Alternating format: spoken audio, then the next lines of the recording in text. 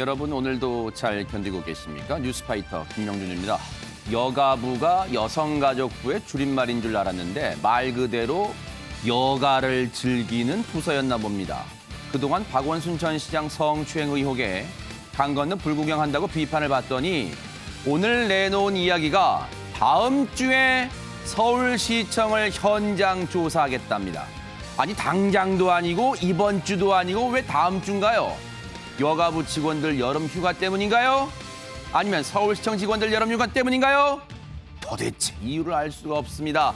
7월 23일 목요일 뉴스파이터 잠시 뒤에 이 부분 짚어보도록 하겠습니다. 고 박원순 전 시장의 휴대폰 잠금 장치 과연 쉽게 풀 수 있을까 궁금증이 많았었는데요. 장혜찬 평론가님. 네, 생각보다 쉽게 풀려서 서울경찰청에서 디지털 포렌식 작업에 착수한다고 합니다. 좀 놀랬죠? 그렇진가요? 네, 이게 잠금 장치가 어떻게 이 비밀번호 같은 게 있을 거 아니에요, 장혜찬 평론가님. 사실 이 해당 기종 같은 경우는 비밀번호를 푸는 게 매우 어려워서요. 아하. 보통 굉장히 유명한 이스라엘 업체 기계까지 동원해도 3개월에서 4개월 정도가 소요된 전례가 있고 그 시간이 넘게 걸려도 못 푸는 경우도 허다하다고 합니다. 네. 그리고 일정 횟수 이상 비밀번호 틀리게 되어버리면 안에 있는 데이터가 자동으로 삭제되기 때문에 경찰이나 검찰의 포렌식 팀에서도 상당히 곤혹스러워하는 게 사실인데 네. 이번 같은 경우는 피해자의 변호인이 비밀번호를 경찰에 제보해줘서 손쉽게 잠금 장치를 해제했다고 해요. 어허. 박원순 전 시장이 쓰던 핸드폰이 세 대라고 하는데 네. 현장에서 발견된 이 폰 같은 경우는 업무용 폰이었기 때문에 근처에서 수행을 자주 하던 비서가 업무폰의 비밀번호를 마침 알고 있었고 아하. 덕분에 어떤 별도의 잠금 장치 해제 작업 없이 바로 잠금을 해제하고 포렌식에 들어가게 된 겁니다. 그러면 김복준 의원님 사실 사건의 실체에 접근하기엔 큰 산 하나 넘은 것 같은데 그러면 수사가 좀 급물살 타게 됩니까? 어떻습니까? 그러니까 이 수사는 그러면 이 아이폰을 풀어가지고 얻어낼 수 있는 수사는 어느 분야에 해당될까요?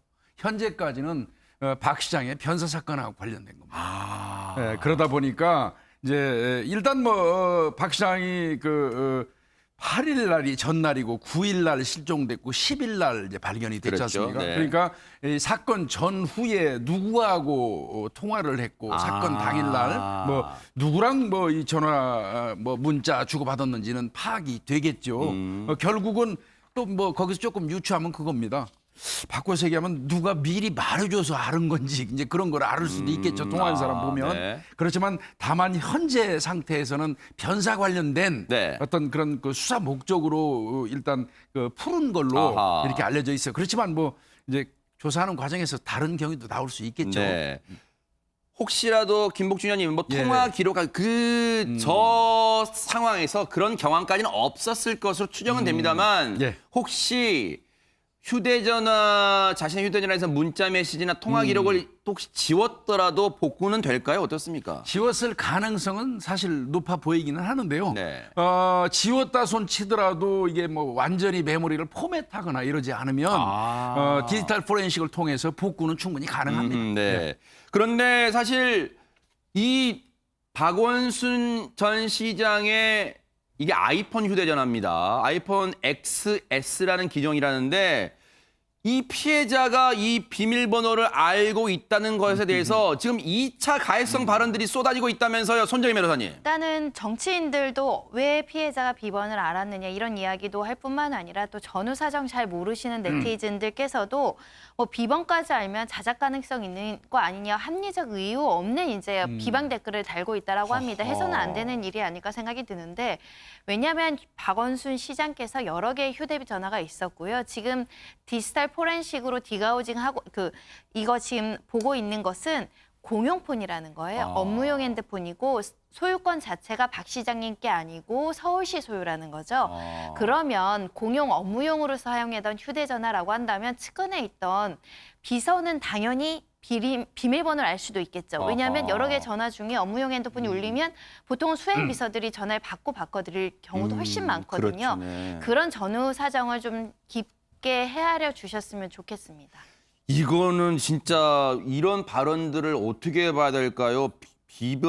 휴대전화 비밀번호까지 알고 있으면 성추행 고소권도 자작이 가능하다. 최진봉 교수님 어떻게 이런 말을 할 수가 있을까요? 이거 말이 안 되죠. 그러니까 이런 주장을 하면 안 된다고 생각해요. 저는 지금 말씀하신 것처럼 조작 가능성이 있는 거 아니냐 예컨대 또는 뭐 비번까지 알면 자작도 가능하다 이런 식으로 표현을 하면 피해자에는 2차 가해예요. 이건 분명히. 물론 이렇게까지 질문할 수 있어요. 아이폰 비번을 어떻게 알고 있었냐. 이건 질문할 수 있다고 저는 봐요. 상식적인 관점에서 그럼 그건 뭐 도와주시는 측에서는 변호인 측에서 뭐 이러이러한 이유 때문에 아까 손정희 변호사 예를 드셨던 것처럼 이런 이유 때문에 알고 있다. 그건 충분히 설명 가능한 부분이라 그렇죠, 이 네. 부분은 질문할 수 있다는 저는 생각이 들어요. 그런데 알고 있었으니까 이랬을 것이다라고 추측이 들어가는 것은 이건 2차 가해 가능성이 높아요. 저는 이렇게 하면 안 돼요.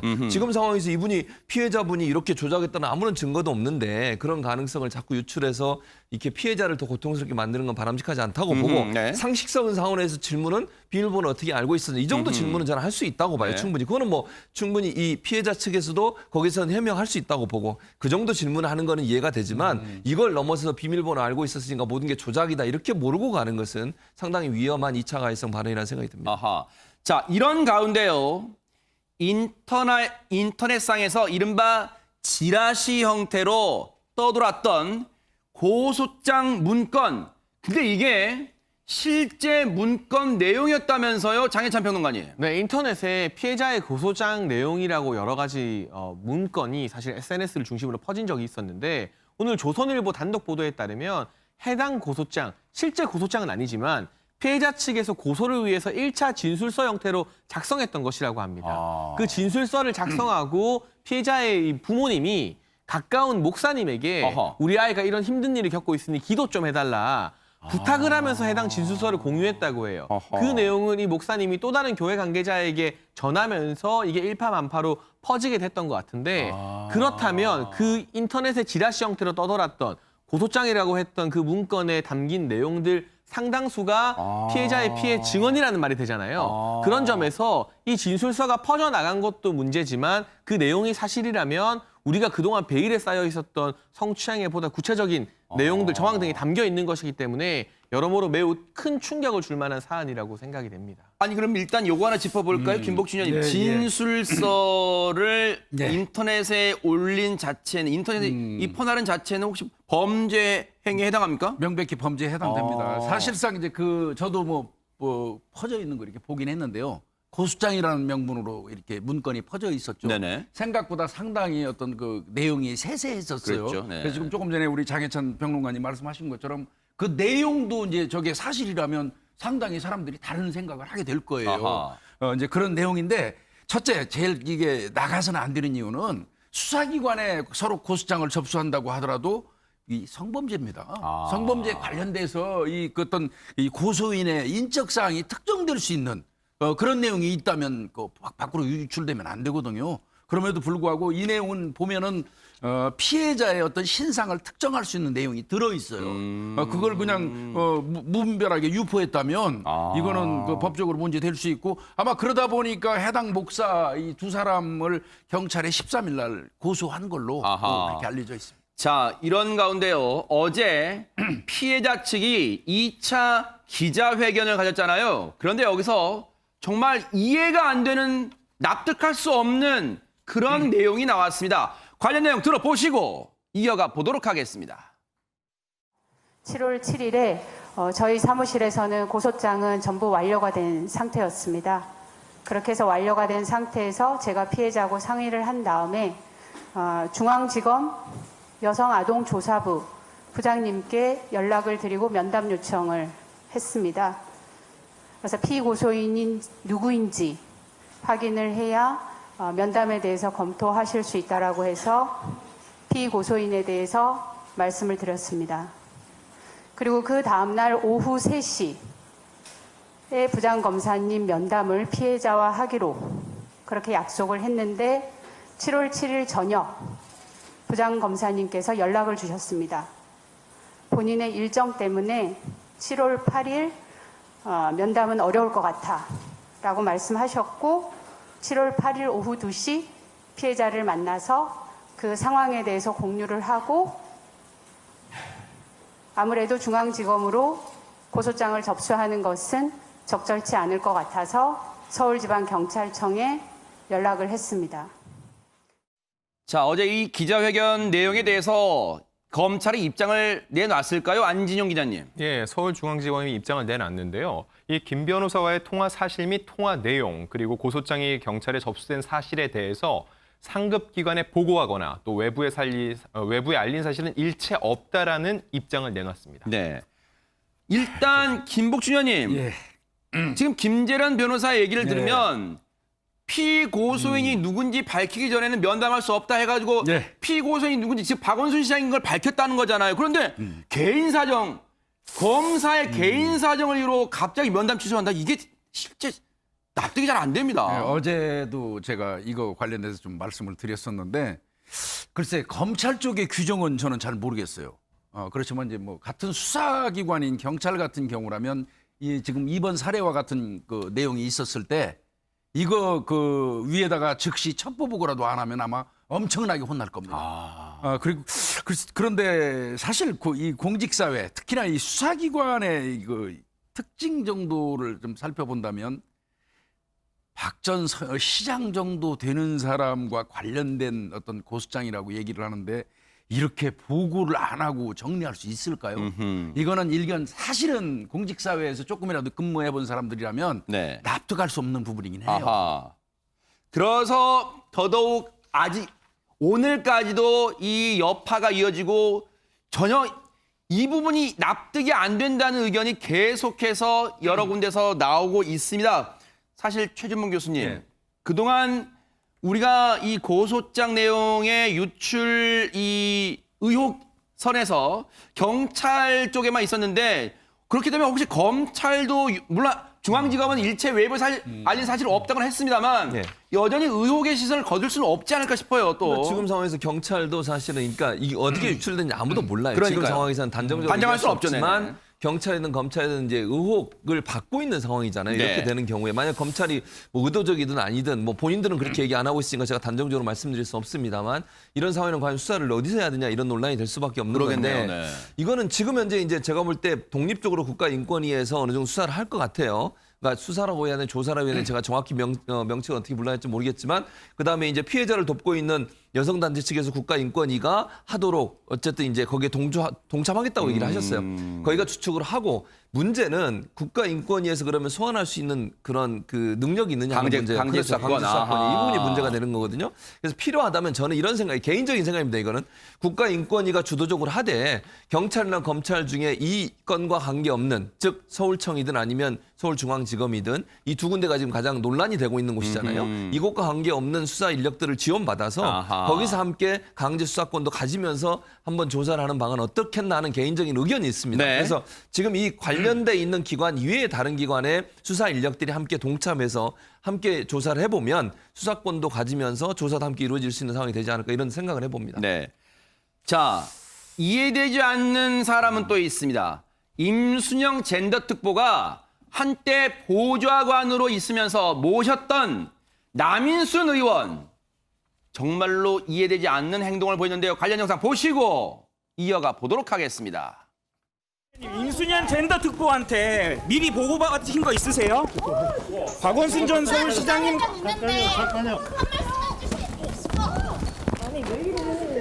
박원순 전 시장님이랑 사전에 전화하신 내용 있으세요? 일주일 동안 아무런 얘기도 안 하셨어요.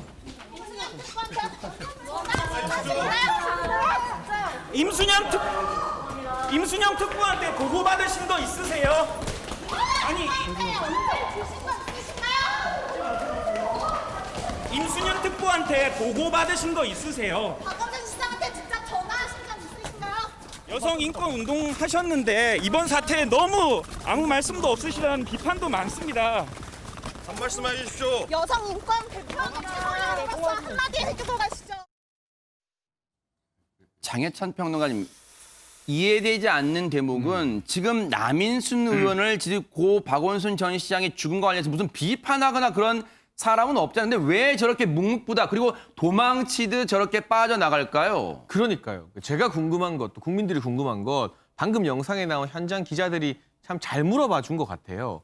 뭔가 따지는 게 아니잖아요. 입장이 무엇인지 궁금하다. 그리고 임순영 특보에게 보고를 못 받았으면 못 받았다고 말씀하시면 됩니다. 이렇게 자꾸 아무 말 없이 피하기만 하니까 의혹이 더 증폭되는 것 같은데 어허. 임순영 젠더 특보 같은 경우는 남인순 의원의 보좌관을 7년 넘게 역임했습니다. 여의도 국회에서 7년 넘게 그 방에 있었다는 건 정말 막역한 신뢰를 하는 사이라는 그럴 수 뜻이거든요. 있겠네. 그리고 정치적으로도 남인순 의원 같은 경우는 박원순 시장과 굉장히 가까운 정치인으로 널리 알려져 있었고요. 희망 제작소에서 근무하기도 했었죠.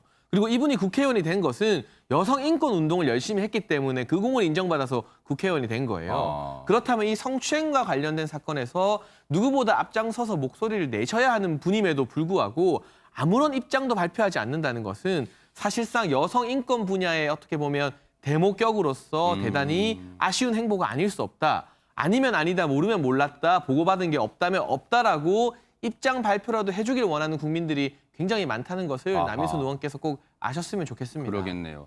그런데요, 입 닫고 있는 것도 유행인가요? 입 닫는 사람들이 무더기로 있다고 합니다. 최전방 교수님. 그러니까요. 17명이나 되는 사람은 사실 피해자가 비서실에 근무했을 때 그 사람들한테 얘기했던 사람들이 같이 근무하면서 나머지 3명, 이거 부서를 옮겼거든요. 나중에 인사조치가 그렇죠, 됐죠. 그랬죠. 그리고 나서 또 3명한테 또 얘기를 했어요. 근데 그 누구도 이 문제를 공식화하지 않았다는데 문제가 있는 거죠. 그럼 한 20명 정도 된다는 20명 거잖아요. 돼요. 지금. 그러니까 저는 피해를 호소한 여성이 이렇게 피해를 하면 그 상급자라고 하면 당연히 이 문제를 인권 담당관이든 젠더 특보든 얘기해서 여론화해야 되는 거 아닙니까? 문제를 바로 잡아야죠.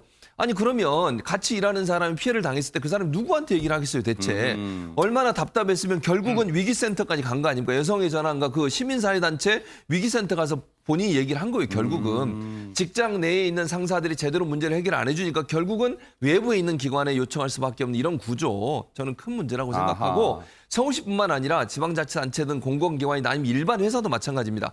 이런 일들이 발생했을 때 정말 위에 있는 사람이 누군가 피해를 호소를 듣고도 가만히 있는 사람도 저는 책임을 물어야 돼요.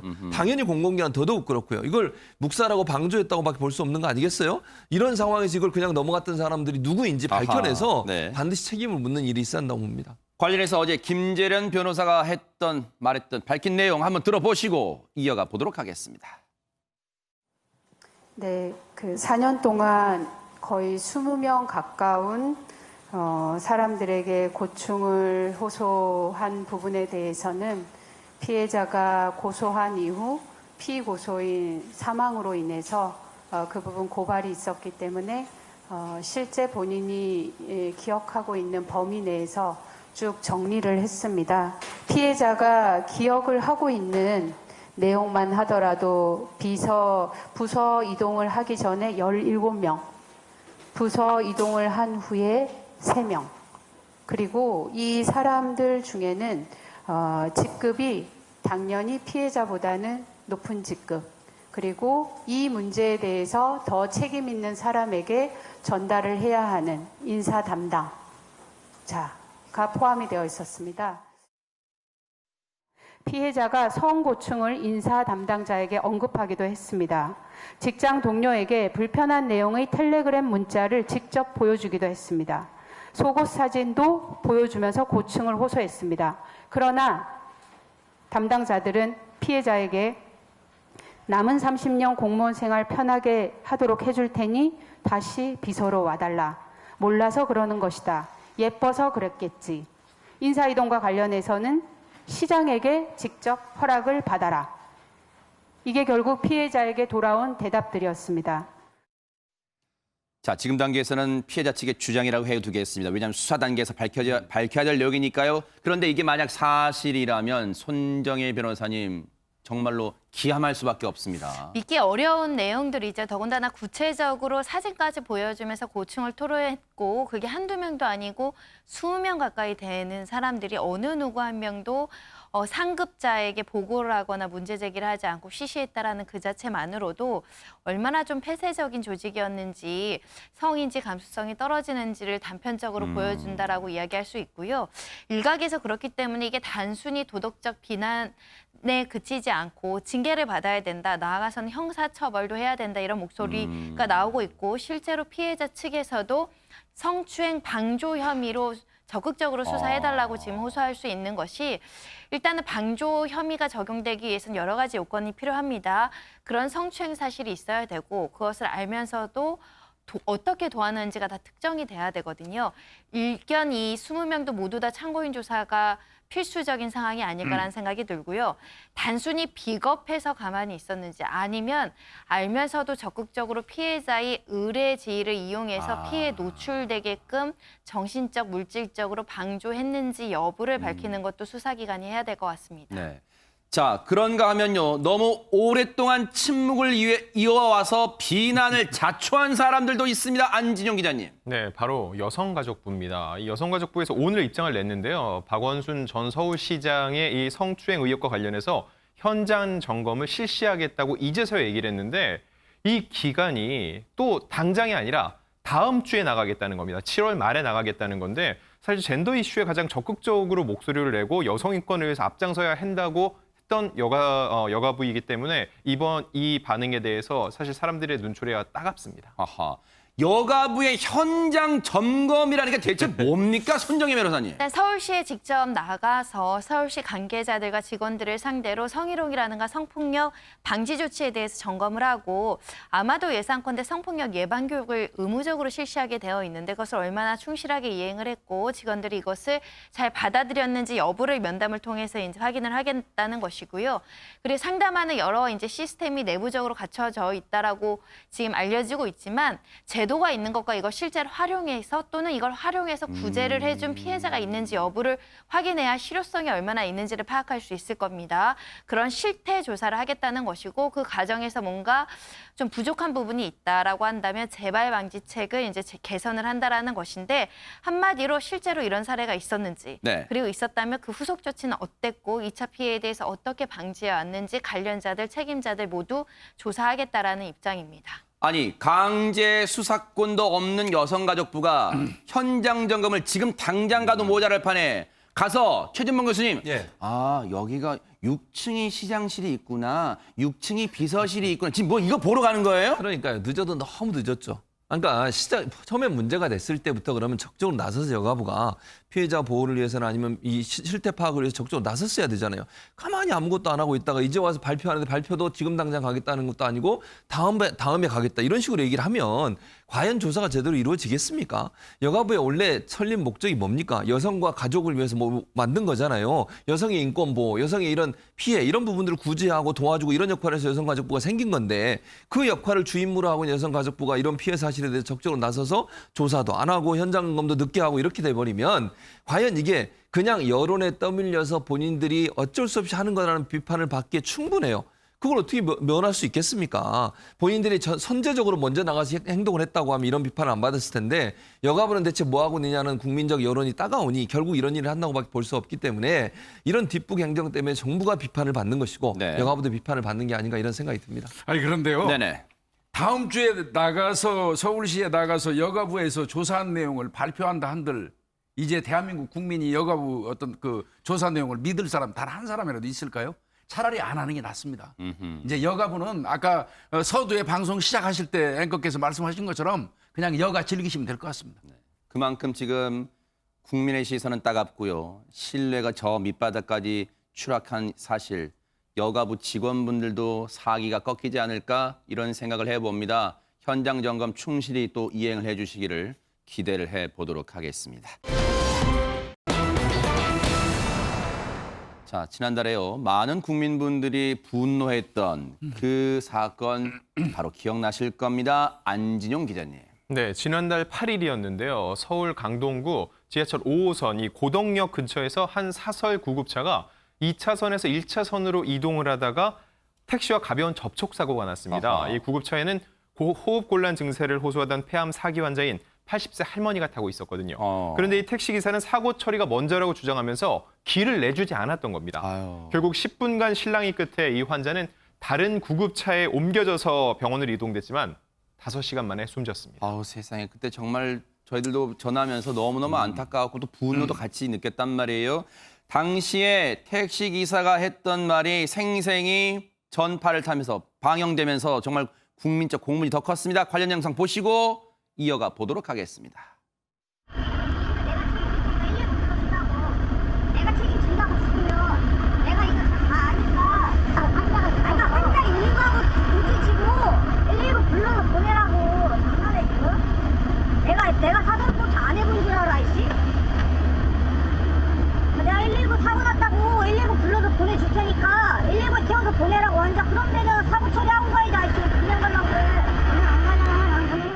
알아서. 아까 내가 죽으면 내가 책임진다니까. 나 치고 가 그러면. 응급 환자가 아닌데 지금 위험하게 이렇게 막 여기서 뛰어들고. 응급 환자야. 응급 환자가 아니지 그 의사 판단할 거야 이거.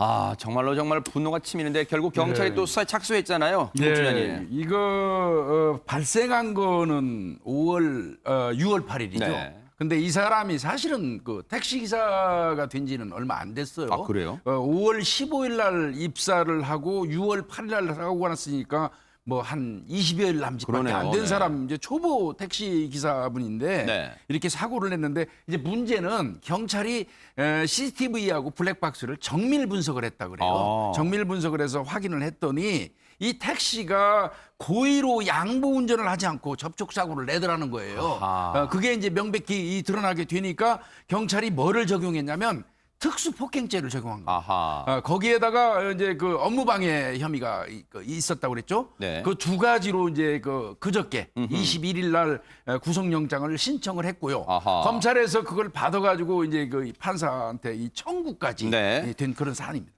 이제 영장 심사가 또 이루어지면 이 부분도 뉴스파이터가 따라붙어 볼 텐데 만약에 고의성이 인정된다면 손정희 변호사님 어떻게 됩니까? 앞으로. 일단 업무방해죄가 적용되어 있고요. 특수폭행은 말씀하신 것처럼 위험한 물건인 자동차로 고의로 충돌 사고를 일으켜서 사람을 다치게 할 의도가 있었다는 것이고요.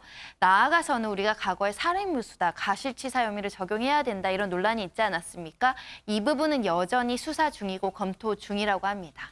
그 가족의 마음은 얼마나 지금 한이 맺혔을 거예요. 억장이 무너지잖아요. 이 사건도 계속해서 따라붙어 보도록 하겠습니다. 김제시 의회에서 일어났던 불륜 막장 드라마 기억나실 겁니다. 먼저 그 관련 영상부터 보시고 이어가 보도록 하겠습니다. 할 말 있으면 한번 해봐. 할 말 있으면 해봐. 너 나하고 간통 안 했냐? 너 나하고 간통 안 했냐고. 이전에도 나 말고 다른 놈을 또 나하고 똑같이 만들어놨어. 이런 것이 뭔 의원이야. 이건 신랑 이사람한테 고발하세요. 고발하면 되잖아요. 너를 너하고 나하고 간통했기 때문에 나를 때려도 맞아도 관계는 없어. 너는 내가 왜 전국적으로 회장을 시키고 거야? 너 나한테 미안하단 말 한마디 했어? 네가 지금 너하고 나하고 간통했지? 그래서 내가 그만 만나자고 너 우리 막 싸워서 뭐라고 했어? 네가 뭔 자격으로 지금 여기 의회에 있냐? 시장에 싹 찍으세요. 네가 뭔 자격으로 여가 있어? 너 그리고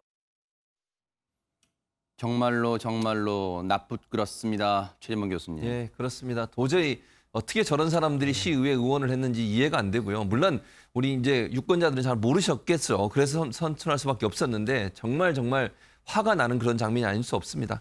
어쨌든 다행히 이 두 사람 다 제명됐습니다. 아하. 16일 날 남성 시의원이 먼저 제명이 됐고요. 네. 22일 날 임시회를 열어서 본회의를 열어서 동료 의원과 부적절한 관계를 맺은 여성 의원도 함께 제명이 돼서 둘 다 제명이 돼서 참 다행이라는 생각이 듭니다. 네. 얼마나 김제시 주민들이 화가 나겠습니까? 그러니까요, 맞아요. 저런 사람들이 시의원으로 있는 그 지역에 산다는 것도 엄청난 고통입니다. 네. 빨리 정리돼서 다행이라는 생각이 들고 다시는 저런 일이 일어나지 않도록 시의회 의원들 정신 똑바로 차려야 된다고 생각합니다. 대체 이 김제시 의회를 정말 아수라장으로 만든 불륜 막장 드라마 사건의 전말은 어떻게 됩니까? 손정희 변호사님. 6월 10일 날 김제시청 기자실 기자회견에서 갑자기 이 모 남성 의원께서 한간에 떠든 소문이 사실이다 스스로 고백하기 시작을 합니다. 그러면서 책임을 지기 위해서 사퇴한다. 공인으로서 시연 자격이 없다라고 판단해서 사퇴를 결정한다라고 이제 고백을 합니다. 자, 이게 장해찬 평론가님 진짜 창피도 이런 창피하고 김제 시민들은요 무슨 죄예요? 무슨 김제가 치욕적인 지역이 되고 말았어요 지금. 그러니까요. 이런 일이 자꾸 반복되다 보면 지방 자체에 대한 근본적인 회의론이 불거질 수밖에 없는 것이거든요. 그리고 이런 기초자치단체 의회 같은 경우도 생각보다 굉장히 많은 액수의 예산을 심의하고 결정을 합니다.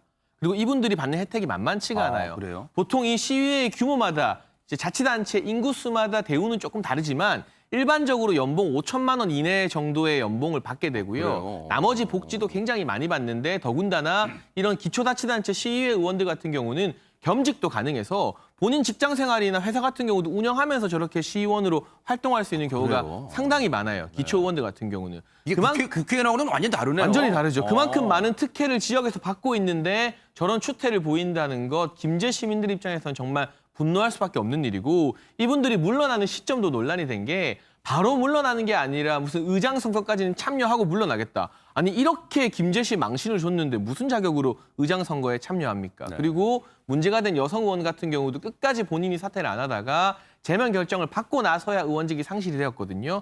마지막까지도 반성하는 모습을 별로 안 보여줬다는 점에서 시민들의 분노가 더 클 것만 같습니다. 네. 우리가 풀뿌리 민주주의라고 하는데요. 그거 아니라 진짜 돌뿌리를 걷어차고 싶을 정도 분노가 치미는 그런 사건이었다 이런 생각도 해봅니다. 자, 분노가 치미셨죠? 그래서 분위기를 한번 싹 바꿔보도록 하겠습니다. 정말 요즘 이보다 바쁜 중학생이 있을까 싶습니다. 장혜찬 평론가님. 네, 트로트 열풍 타고 훨훨 날아다니고 있는 국민 손자 정동원 군이 국민 손자. 말씀하신 것처럼 지금 전국의 모든 중학생 중에서 제일 바쁜 중학생이 아닐까 싶은데 네. 최근에는 집을 세 단장하고요. 팬들을 위해서 랜선 집들이라고 아. 하죠. 온라인으로 본인의 집을 공개했습니다. 네. 이 집 같은 경우는 과거 이 정동원 군의 할머니, 할아버지가 함께 운영하던 펜션을 리모델링 했다고 하는데 1층과 2층은 이 정동원 군을 사랑하는 팬들을 위한 카페 공간으로 꾸몄다고 하고 3층 같은 경우는 이제 아빠, 할머니 그리고 남동생과 함께 사는 공간으로 만들었는데 특히 정동원 군 방은 복층 구조로 되어 있고요. 남동생과 또 방을 같이 쓰는 그런 모습까지도 공개되면서 아하. 궁금해하는 팬들의 호기심을 해소시켜줬습니다. 네. 자, 백문이 불여일견입니다. 정동원 군이 직접 소개하는 랜선 집들이 한번 구경하시고 이어가 보도록 하겠습니다.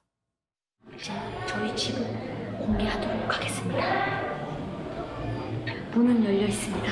빠라바라빠. 여러분, 일단 여기 거실이거든요. 어떻게 돼 있냐면 딱 들어와서 바로 등 돌려서 보면 이렇게 거실이 생겼습니다. 거실이 이렇게 생겼는데 여러분, 이번에는 제 방을 소개하도록 하겠습니다. 여기는 동생이 지금 자고 있어요. 사다리 보이시죠? 이 사다리를 타고 올라가면 동생 방이에요, 얘가. 불 켜고 올라가 보겠습니다. 여기가 이제 동생이 너프건을 되게 좋아해요. 그래서 너프건들이 이렇게 엄청나게 많습니다. 야, 근데 손정희 변호사님, 정동원 군이 참 착하다 생각되는 게 요즘 저 정도 나이면 야, 형은 이 방 형 혼자 다 쓸까 이렇게 할 수 있잖아요. 네, 근데 방 집도 너무 특색 있고 네. 신기하네요. 남동생이 이렇게 다락방처럼 복층 구조로 계단을 올라가면 또 하나의 방이 있는데 또 너프건이 저렇게 진열되어 있고 보통 이제 중학생 되면 동생은 나가라, 할아버지 방에서 자라 뭐 이렇게 되는데 아마 네. 형제 우애도 깊은 것 같습니다. 네. 같은 공간에서 지내는 모습인데 전체적으로 화이트 톤의 굉장히 깔끔한 집이고요. 그냥 보이는 모습 자체가 우리 집 소개하는 모습 자체가 애띠고 그러네요. 순수해서 더 이뻐 보입니다. 그러네요. 정동원 군이 얼마나 유명한지 뭐 여러분 언론 보도 접하셔서 많이 아실 거예요. 정동원 길까지 생겼잖아요, 최재문 교수님. 네, 그렇습니다. 하동이 이제 고향이거든요. 아. 근데 하동에 살고 있는데 하동에 이제 그 집에 너무 사람들이 많이 찾아오는 거예요. 정동원 군이 너무 이제 귀엽기도 하고 우리가 봤지만 노래를 너무 잘 부르니까 팬들이 그냥 매일 찾아오시는 거예요. 아. 그러다 보니까 하동 군수가 그 길을 아예 이 정동원 길로 만든 거예요. 이야. 그래서 전체 7.2km를 정동원 길. 7.2km 나 돼요? 그렇게 이름을 지금 행사하는 날이잖아요. 저 행사하는 날 사람들 몇 명 모으신 줄 아세요? 3,000명이 왔어요. 야. 하동군에서 주최 행사를 했는데 저 길을 새로 만들면서 저 행사에 참여한 분만 한 3,000명이 몰려가지고 그리고 이제 저 옆에 정동원 군 집 옆에 근처에 편의시설도 만들고 주차장도 만들어서 오시는 분들이 편안하게 정동원 군 집도 좀 구경하고 야. 또 만날 수 있는 기회도 주는 그런 행사를 열었다고 합니다. 마음이 참 따스해요, 세상에. 오시는 팬분들을 위해서 쉬어가시라고 카페까지 만들었답니다. 얼마나 정말 배려심이 대단합니까? 아이답지 않아요. 그런데 관련 영상 한번 보시고 이어가 보도록 하겠습니다.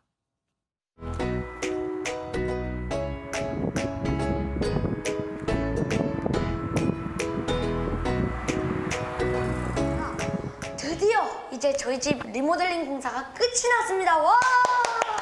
자, 일단 처음으로 저기 2층 카페를 먼저 구경시켜 드리도록 하겠습니다. 따라오세요. 따라오세요. 컴온 컴온. 빠라바라빵. 여러분 여기가 바로 2층 카페입니다. 일단 여기는 커피를 만드는 곳은 1층에 있고 여기는 이제 올라와서 더 넓은 공간에서 커피를 마실 수 있는 그런 공간입니다. 이번에 1층으로 갈 겁니다. 1층으로. 뛰어가야 돼요? 걸어가면 되죠. 여기 비 오면 미끄러우니까. 빠라바라빠. 여기 제가 마시는 음료 중에서 제가 제일 좋아하는 게 물, 첫 번째 물, 그 다음에 우유예요. 제가 아침마다 우유를 먹는데 우유가 여기 엄청나게 많이 들어있어요. 여기로 보시면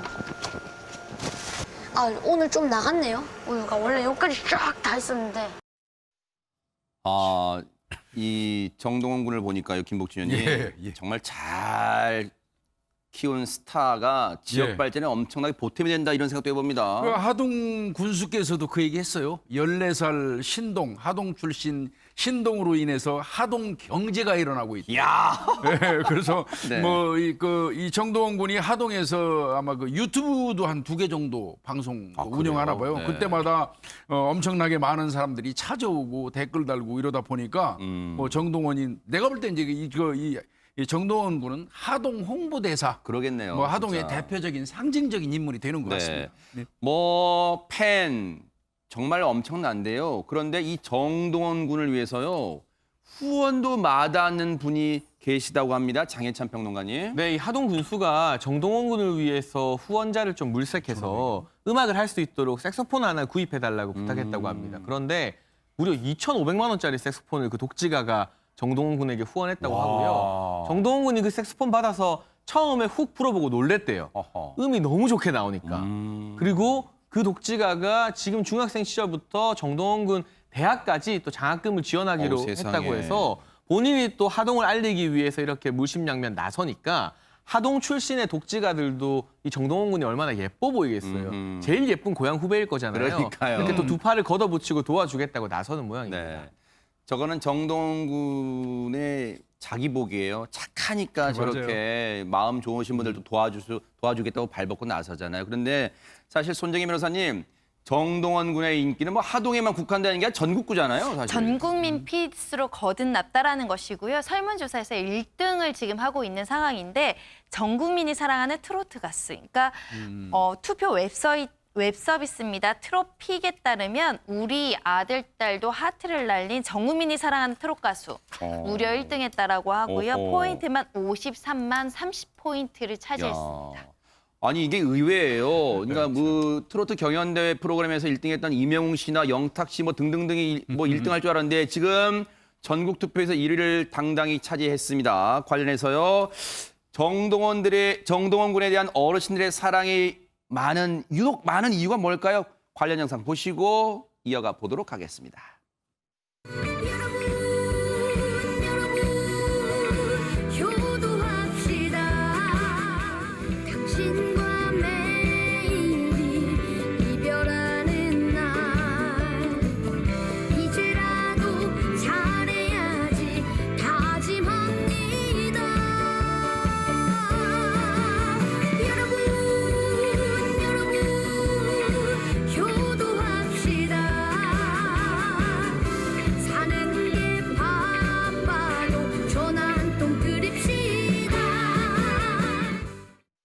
어르신들이 전국의 어르신들이 좋아할 수밖에 없네요. 효도하자입니다. 효도. 그러니까 저렇게 조그만 친구가 14살에 불과한 친구가 요즘 젊은 세대들 효 잘 몰라요.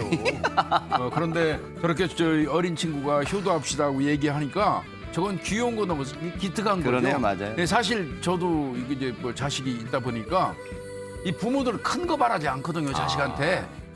그냥 어느 날 아침 문득 그냥 그 뭐 딸이나 아들한테서 단순한 얘기라도 좋아요. 아빠 지금 뭐예요? 하고 전화 한 통만 받으면 왜 이렇게 그날 하루 종일 기분 좋잖아요. 먹먹해지네요, 진짜. 아유. 그런 건데 뭐 적극적으로 나서 가지고 전화 한 통 합시다 하고 지금 계속 얘기하고 그러네. 해요. 제 마음을 아는 것 같고 정말 기특합니다. 네. 예.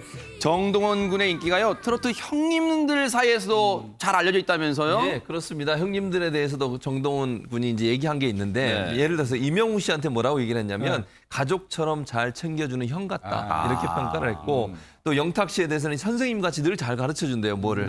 그리고 또 장민호 씨에 대해서는 이제 30살, 30살 차이가 나거든요. 나이가 나지만 거의 아들뻘이잖아요. 네, 그런데 와. 친구 같은 삼촌이래요. 늘 야. 편하게 해준 친구 같은 삼촌이고 남승민 네. 씨에 대해서는 편하게 놀 수 있는 형 같은 존재다. 그래서 아하. 정동원 씨가 사실은 저 그 다른 트롯 그 유명인들한테 사랑을 너무 많이 받아요. 그리고 너무 잘 지내는 걸 보면서 정동원 군이 할아버지 할머니 밑에서 자랐지만 형들하고 저렇게 잘 지내는 모습 보니까 너무 저도 가슴이 뭉클하더라고요. 그러네요. 그런 모습을 통해서 잘 자라서 정말 끊임없이 국민들의 사랑을 받는 그런 가수가 됐으면 좋겠습니다. 네. 가장 나이 차이가 많은 장민호 씨와 친구 같다는 정동원 군. 실제로 그럴까요? 영상 한번 보시고 이어가 보도록 하겠습니다. 저 동원이가 어디다가 돈을 숨기는지 저는 압니다. 여러분, 동원이는 핸드폰 여러분, 동원이는 핸드폰 케이스에다가 이렇게 비상금을 여기다 이렇게 넣어놓고 다니. 네. 저한테 걸렸습니다. 비상금입니다. 여러분, 동원이 핸드폰을 보면 비상금이 있습니다. 아무도 제 핸드폰을 못 가져갑니다. 아. 자, 저렇게 형님들 사이에서는요, 정말 순수한 진짜 막내 동생인데 이게 무대에만 서면 180도 달라지는 것 같습니다. 안진영 기자님. 저 순진무근한 얼굴이 무대 위에서는요, 그야말로 무대를 꽉 채우는 장인으로 변합니다. 돌변한다는 말이 딱 맞을 것 같은데요. 그 영화 형수라고 있는데 이게 1967년작이어서 네. 정동원 씨보다 한 40년 먼저 태어났는데 여기에 나온 노래 우수라고 있어요. 근데 이 노래를 부를 때 갑자기 구슬프게 부르기 시작하는 정동원 군의 모습을 보면은 뭔가 알고 있다라는 생각이 들어요. 네. 입담, 재치, 퍼포먼스 뭐 하나 할 때마다도 이게 대충 배워서 하는 게 아니라 몸에 배 있다는 느낌이 들어서 네. 뭐 할 때마다 색스폰 장인, 드럼 장인, 대중가요 장인이라고 부르는데 네. 이 모든 걸 다 알고 있는 정동원 군이 과거 전생에 이미 다 경험을 하고 이걸 그대로 안고선 이 생에 태어난 게 아니냐라고 야하. 얘기가 나올 정도입니다. 네. 정동원 군 나이를 생각할 때는 그냥 뭘 막 마냥 형들한테 요구만 하고 막 그럴 것 같은데요. 장해찬 평론가님, 세상에 의리라는 단어를 실행해요, 진짜로? 뭐라도 하나 부족한 게 있었으면 좋겠는데 어허. 의리까지 있다고 합니다. 최근에는 이 가수 김수찬 씨의 뮤직비디오 현장에 깜짝 등장 출연을 했다고 하는데요. 사실 정동원 군 인기 정도면 잠잘 시간도 모자라기 마련이거든요. 어허. 스케줄이 너무 많지 네. 않겠습니까? 그럼에도 불구하고 시간을 내서 뮤직비디오에 등장해줘서 김수찬 씨가 물론 이 뮤직비디오에 진성 씨, 네. 김희재 씨 등도 나왔지만 정동원 군의 등장에 특히나 많이 고마워했다고 합니다. 야, 트롯 스타들과 함께한 김수찬 씨의 뮤직비디오 안 볼 수가 없겠죠? 한번 보시고 이어가 보도록 하겠습니다. 엉덩이를 들어봐 그래 그거야 엉덩이를 들어봐 왼쪽을 좀 들어봐 몸살이 걷잖아 네 상상을 펼쳐봐 엉덩이를 들어봐 왼쪽을 좀 들어봐 몸살이 걷잖아 네 상상을 펼쳐봐 안진용 기자님, 이거 여름 겨냥해서 만든 노래라 같다는 생각도 듭니다. 정확히 서머송입니다. 아, 그래요? 그리고 김수찬 씨가 노래방에 가서 부르기 좋은 노래로 선택을 한 건데 이 멜로디 좀 익숙하다 하는 분들도 계실 거예요. 2003년에 바나나걸 프로젝트라는 그런 그룹의 데뷔곡이었어요. 근데 이 노래가요. 방탄소년단 BTS의 아버지인 방시혁 씨가 작곡한 노래거든요. 이번 리메이크를 허락을 했습니다. 그래서 이렇게 일렉트로닉 댄스 기반으로 해서 댄스 트롯 장르를 김수찬 씨가 소개를 한 겁니다. 아하. 저 트로트에 이 잘 나가는 분들이 한 뮤직비디오 나온다. 뭔가 촬영에 비하인드 스토리도 있을 것 같습니다. 손정혜 변호사님. 스스로 공개를 했습니다. 김수찬 씨가 뭐라고 이야기했냐면 원래 출연자가 다른 분이었다는 거예요. 홍자먼이었는데 스케줄이 안 돼서 홍자먼! 정동원이 왔는데 바빴지만 왔다라는 거죠. 훨씬 더 흥이 나는 상황 아닐까라는 생각이 드는데 또 진성 선배님이 처음에는 땀 흘려서 안 되겠다, 살살하겠다라고 했는데 워낙 흥이 돋가지고 현장 분위기가 좋다 보니까 뭐라고 표현을 했냐면 현장 분위기가 좋다 보니 흥이 올라서 땀으로 멱을 감고 가셨다고 합니다. 네, 얼마나 촬영 분위기가 좋았는지 한번 영상으로 만나보시고 이어가 보도록 하겠습니다. 동원이 그거 알아? 밥 먹기 전에 손 씻잖아. 손을 얼마나 씻어야 되는지 알아? 30분. 맞죠? 어떻게 알았어? 달려. 이렇게 하고, 이렇게 하고, 이렇게 하고, 이렇게 하고. 살 빠질 것 같아 제발 날 내버려 두지 마. 자, 이 노래 정답은 방실이 선배님의 뭐야 뭐야. 역시 아까 전에 이 노래 불렀는데 아무도 모르더라고. 아, 진짜? 나만 아는 이야기. 뭐야 뭐야 뭐야 뭐야 뭐야. 야, 그래. 야, 진짜 이런 자연스러운 모습에 진짜 트로트 팬분들 더 흠뻑 빠지시는 것 같습니다, 최진봉 교수님. 그럼요. 저는 저런 모습을 보면서 정동원 군도 그렇지만 트롯 가수들 나온 분들 보면 너무 자연스럽게 맞아요. 얘기하잖아요. 네. 편안하게 얘기하고 이런 그러니까요. 모습이 결국은 국민들한테 사랑을 받을 수 있는 조건이라는 생각이 노래도 잘 부르지만 매너도 좋고 네. 또 사람들한테 사랑받을 수 있는 다양한 요소를 갖추고 있다는 점이 결국은 인기 비결이 아니겠나 이런 생각이 듭니다. 네, 뭔가 김수찬 씨가 이번에 독특한 챌린지도 선보였다는데요. 그게 또 뭘까요? 궁금합니다. 뭐냐면 해시태그를 다는데요. 일일 일봉으로 달아요. 일일 일봉. 지금 저 뮤직비디오 보면 주로 뭐 합니까? 춤을 추잖아요. 네네. 춤을 추게 만드는 거예요. 엉덩이라는 타이틀곡으로 지금 수찬 노래방이라는 걸 미니 앨범을 냈는데 매주 한 명씩을 선발해서 당첨자에게 직접 선물을 주는데 네. 이걸 이제 엉덩이와 함께 춤을 추는 모습을 올리면 돼요. 네. 그러면 김수찬 씨가 그 중에 한 분을 선택해서 이제 선물을 주는 거예요. 그러니까 아하. 일반인들도 함께 참여해서 흥을 좀 돋궈보겠다 이런 얘기인 것 같고 또 하나는 이제 본인의 노래가 일반인들 좀 더 많이 좀 퍼질 수 있도록 하기 위해서 해시태그도 만들고 아하. 이벤트를 통해 선물을 주는 행사를 진행하고 있는 것으로 보여집니다. 네, 뭐니 해도 팬을 먼저 생각하는 마음이 있기에 저분들의 인기가 정말 계속되는 거 아닌가 이런 생각도 해봅니다. 뭐 조금 전 보신 것처럼 젊은 트롯이 요즘 대세긴 합니다만 그래도요 어른들의 이 관록이 담긴 트롯도요 빼놓을 수가 없습니다. 안진영 기자님. 이 보이스 트롯에 도전한 두 분을 보면서는 두 번 놀랐어요. 첫 번째는 노장투원을 놀랐고요. 두 번째는 수준급 가창력이 놀랐습니다. 82세 최고령 참가자인 배우 전원주 씨 그리고 콧바람 촬영으로 유명한 배우 정동남 씨가 그 주인공인데요. 네. 전원주 씨는요. 다 늙어서도 노래할 수 있다는 게 너무 행복하다. 이 노래는 보약이고 건강의 활력소라고 얘기를 했는데요. 두 분 하면은 정말 산전수전 다 겪은 베테랑 배우임에도 불구하고 무대 위에서는 긴장한 모습이 역력했대요. 그만큼 진정성 있는 무대를 만들려고 노력했다고 볼 수 있고 네. 각자의 사연을 담은 노래를 불러 열창을 했는데 안타깝게도요. 두 사람의 희비는 엇갈렸습니다. 아하, 이거 궁금해지는데요. 저는 솔직히 개인적으로 지금까지 전원주 씨가 노래하는 모습을 한 번도 못 봤는데 자, 저 같은 분들을 위해서 영상 준비해서 한번 보시고 이어가 보도록 하겠습니다. 동지섣달 긴긴 밤이 짧기만 한 곳은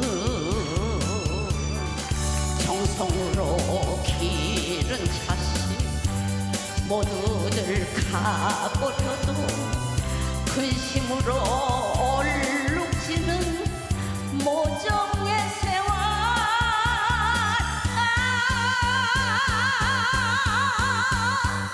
하지만은 나무에 연세가 80대 그 고성방가를 하신다는 것은 주위 사람들 정말 깜짝 놀랐어요. 예. 고음이란 좋은 표현도 있을 텐데요. 내가 저 개인적으로는 어머니가 다음 라운드에 올라가가지고 한 번 더 실력 발휘하셨으면 하는 그런 바람이에요. 사실. 알겠습니다. 예. 진짜요? 진짜요? 한 번 더 실력 발휘라는 말에 진짜요? 이렇게 막 입술이 떨릴 정도인데, 근데 저 이제 많은 이제 노래가 있잖아요 트로트 중에는. 근데 김복주님, 전원주 씨가 저 노래를 선택한 이유가 있을까요? 전원주 씨에 대한 그 전원주 씨 어머니의 사랑은 그동안 뭐 다른 프로를 통해서도 굉장히 많이 있었죠. 얘기가 저 같이 출연도 해가지고 또 개인적으로도 좀 그러세요? 전원주 어머니께서는 전원주 씨가 연예계에 입문하는 거를 아주 결사반대하셨다고 그래요.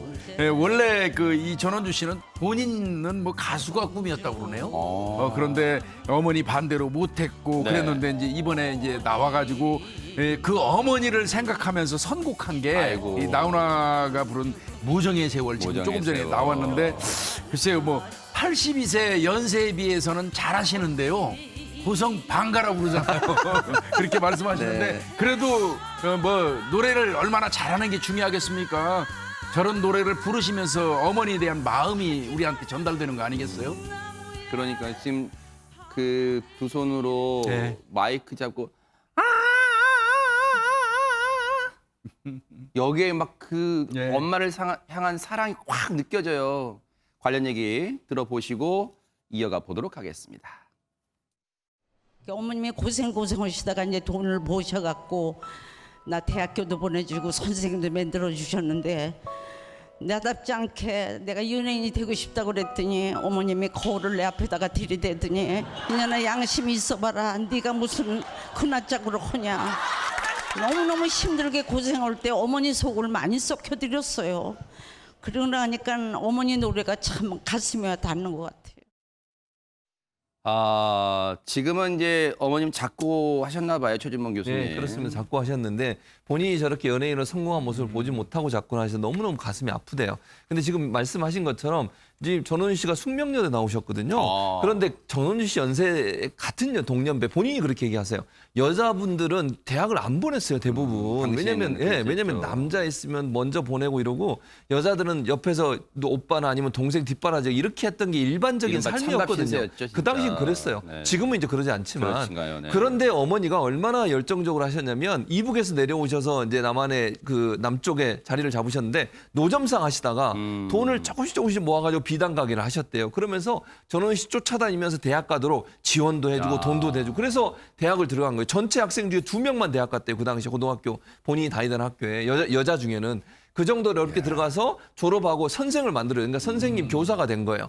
근데 요즘도 교사에 대한 인기가 높지만 그 당시에는 교사하면 정말 최고였어요. 신부감이. 김복준 팀장님이실 때 아마 그랬을 것 같은데 그렇게 만들어놨더니 3년 만에 때려치고 연예인을 하겠다고 하니까 그만두고. 어머니가 그렇죠. 하시는 말씀이 야, 너 나가 죽으라 그랬대요. 얼마나 가슴이 아프고 그러니까 어머니 입장에서는 교사로 잘 섬겨서 좋은 남편 만나서 아름다운 가정 이루길 바랬던 게 어머니 마음인 것 같은데 본인이 연예인 되고 싶은 그 마음을 꺾지 않아서 가슴을 너무 아프게 해드리고 본인이 연예인 되고 나서 나중에 성공을 했는데 그 전에 돌아가셔서 너무 가슴이 아프다 이렇게 얘기를 하셨습니다. 어머님이 전원주 씨의 어머님이 어떻게 보면 신여성 인식이 정말 신여성이었다는 생각도 들어요. 대학도 보내고요. 그런데 손정희 변호사님 그 좋은 진짜 요즘에도 선망받는 직업인데 그 선생님을 그만뒀어요. 근데 전원주 선생님은 좀 끼가 많으셨던 것 같아요. 본인 스스로 어떻게 이야기를 하냐면 3년 동안 국어 선생님으로 활동을 하셨는데 본인은 나한테 안 맞다라고 생각을 했다는 거예요. 일단 학생들하고 키가 맞아가지고 그러니까 키가 학생들 키만큼 돼서 애들이 우습게 보는 것도 싫었고 칠판을 위에서부터 두두두두 내려가야 되는데 중간부터 쓰다 보니까 계속 썼다가 지웠다 하는 것도 싫었다. 하지만 끼가 많아서 국어 선생님이잖아요. 책을 읽어주면 애들이 책 많이 읽어달라고 했다라는 거죠. 그러니까 사실은 선생님 하기보다는 이런 끼를 주체하기 어려운 상황이 아니었던가 생각이 들고요. 그래서 동아방송의 성우 역할을 도전을 합니다. 교사직을 그만뒀고요. 어머니가 미모는 안 주셨지만 목소리를 줬다라고 이야기하시는데 미모도 주시지 않았나 저는 그렇게도 생각을 해보고요. 일단은 그 당시에 토지라는 책 있잖아요. 그 작가님께서 주인공으로 섭외하려고 목소리를 듣고 찾아오실 정도였다라는 거예요. 근데 보시고 나서 작가님께서 놀라서 도망갔다고 그랬는데 왜 놀라서 도망갔는지는 저는 잘 모르겠습니다. 저는 성우를 하셨다는 게 대단합니다. 저는 전원주 씨 하면요. 이 떠오르는 성대모사가 야 원주야 원주 이렇게 웃는 것밖에 생각 안 나는데 그런데 보세요. 장인찬 평론가님. 사실은 전원주 씨는 이 연예계 데뷔하자마자 무슨 스타덤에 오른 게 아니라 정말 무명 생활이 길었다면서요. 네, 무려 30년의 무명 생활을 뚝심 있게 버텼는데 보통 30년 동안 무명하면 못 버티고 중간에 그만두는 경우가 많잖아요. 그러니까요. 네. 전원주 씨 같은 경우도 30년 내내 가장 많이 한 역할이 가사 도우미 역할이었다고 합니다. 그래서 안 모신 사모님이 없었다. 아이고. 이렇게 말을 했는데 네. 단역을 하다 보니까 현장에서 스태프들이 다 반말하고 무시하고 소리치고 아이고. 이름도 없이 전원주라는 이름도 알리지 못하고 고생고생을 했다고 하는데 네. 그때 이제 고 여운계 씨가 이제 여배우였잖아요. 네. 전원주 씨를 참 잘 챙겨줘서 지금도 여운계 씨 사진을 집에 갖다 놓고 아침마다 대화를 나눈다고 아이고, 하거든요. 세상에. 참 고마운 인연이 있었던 것 같고 네. 이렇게 긴 무명 생활을 보내다가 전성기가 60세에 찾아옵니다. 근데 국제전화 CF를 하게 되는데 네. 원래 국제전화 CF 같은 경우는 멋진 커리어 우먼이 등장하는 게 일반적인데 당시 광고주가 우리가 한번 아이디어를 한번 바꿔보자 이랬는데 이게 대박이 나면서요. 전화가 정말 쉴 새 없이 오고 하루에 와, 행사를 막 대박이다. 7개씩 했다고 네. 하거든요. 네. 그러면서 60세 아무것도 아니다. 본인은 60세 때부터 눈코 뜰 새 없이 바쁘면서 커리어가 새로 시작됐다고 우리나라 실버 세대에게 희망을 주는 메시지도 남겼습니다. 정말로 이 사연을 들으니까 끝날 때까지 정말 끝난 게 아니다 이런 생각을 해봅니다. 최준문 교수님. 네, 그렇습니다. 그러니까 60세에 정말 대박이 터져서 이렇게 열심히 일할 수 있는 것도 너무 감사한데 또 하나 이 며느리 되시는 분이 누구냐면 김혜연 씨예요. 김혜연 씨가 아하. 배우 출신이신데 네네. 이분이 뭐라고 얘기하냐면 본인이 이 집에 시집 보고 나서 잘 됐다는 거예요. 야. 그러니까 김원주 시어머니가 되시잖아요. 네. 김원주 씨가 전원주 씨 참 전원주 씨를 전원주 씨네. 처음 만났을 때는 별로 유명하지 않았대요. 아. 그런데 본인이 시집 오고 나서 스타덤에 오르셨고 그래서 결국 내가 들어가서 어머니가 잘 됐다 이렇게 얘기하고 있는데 여기에 또 전원주 씨가 그냥 있지 않았어요. 뭐라고 그러냐면 아들한테 그랬대요. 며느리에 대해서 야 처음에 너보다 못생겼다 이렇게 얘기를 하셨나 봐요. 그랬더니 아들이 더 재밌어요. 돌직구를 날렸습니다. 엄마보단 나아. 그래서 돌직구를 날렸다고 하는데 참 네. 재밌는 가족이라는 생각도 들고 네. 어쨌든 김혜연 씨가 들어오면서 잘 돼서 그 가족의 복덩어리가 들어온 게 아닌가 이렇게 볼 수 있을 것 같습니다. 네.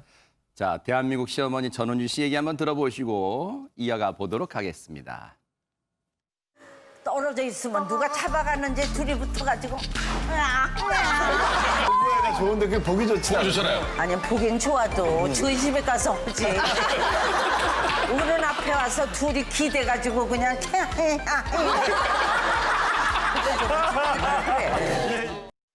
만약에 손정혜 변호사님께 약간 좀 곤란한 질문일 수 있겠습니다만 자, 손정혜 변호사님의 시어머님이 전원주 선생님입니다. 어떨 것 같으세요? 많이 곤란해요. 일단 불시 점검이 필수라고 말씀하시는데 많이 곤란합니다. 더 이상 말 못하겠습니다. 자, 그런데요. 정말 누가 뭐래도 대한민국의 1등 시어머니 이 타이틀을 드려도 진짜 뭐 아깝지 않을 것 같아요. 관련해서 그 이유가 뭘지 한번 듣고 이어가 보도록 하겠습니다. 시어머니가 큰 소리 못 치는 이유가 하나가 아들 때문이에요. 맞아. 아들이 괴로우니까 아유 쟤한테 괴로움을 주지 말아야 되겠다 하고 잔소리 몇 마디 하고 나면은 금일봉을 줘야 돼요. 미안하다. 뭐 좋은 거 사라. 돈을. 저는 그래서 잔소리 하려면 미리 돈 봉투를 만들어놔요. 아, 정말로 저런 매력이 또 있지 않나 그런 생각을 해봅니다. 자, 트로트에 도전한 노익장을 과시한 분 또 누가 있을까요?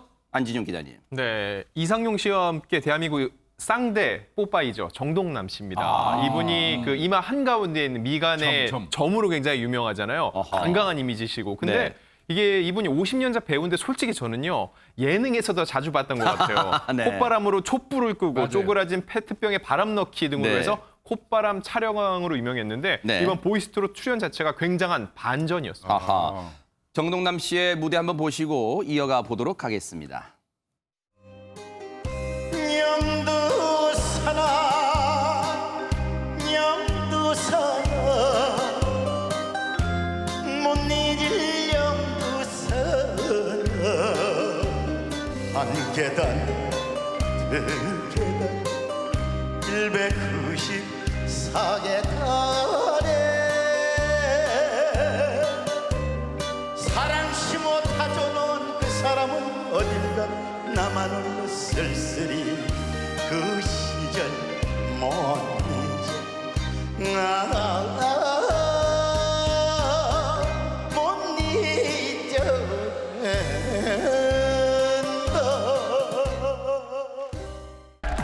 13개 더 있습니까? 14개 뭘 그런 나오나요?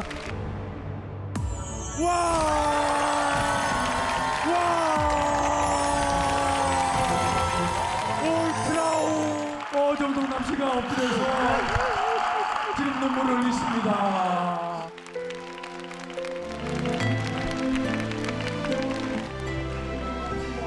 감사합니다.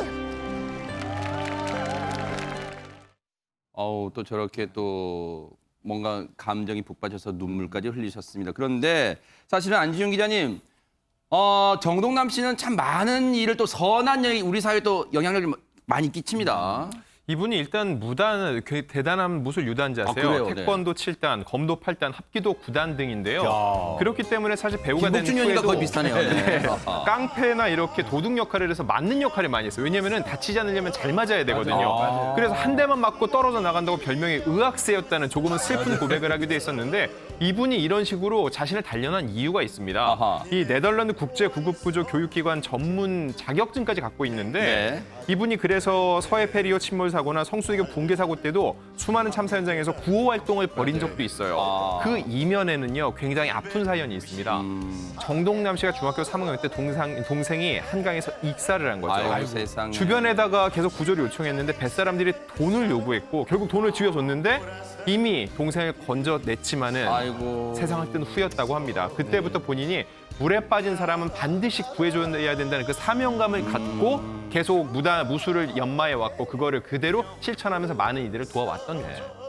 앞서 이제 노래 끝나고 펑펑 울었잖아요. 또 이제 올크라운 받고 서른도 씨가 세상에 저 방송 보셨나 봐요. 다음날 전화가 와가지고 이제 형이 내 라이벌이야. 그랬답니다. 그래서 축하 인사도 전했다고 하는데요. 결과가 궁금하실 거예요. 그 결과는 바로 내일 방송되는 밤 9시 50분에 여러분이 또 직접 본방 사수하시면서 지켜보시면 될 것 같습니다.